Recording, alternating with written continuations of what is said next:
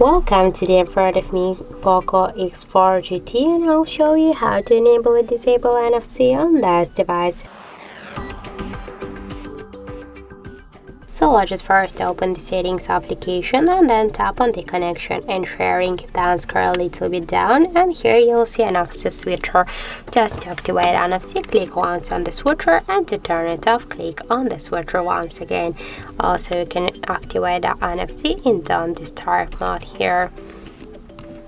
So you also have the second way how we can activate and turn off the NFC. Just click here, first open the notification panel.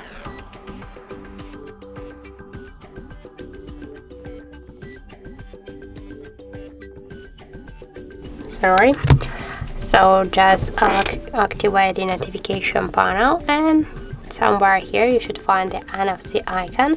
Just to activate the NFC, click once on this icon, and to turn it off, click on the icon again.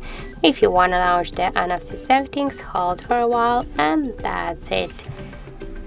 So that's how it looks. Thank you for watching, and if you find this video helpful, don't forget to leave a like, comment, and to subscribe our channel.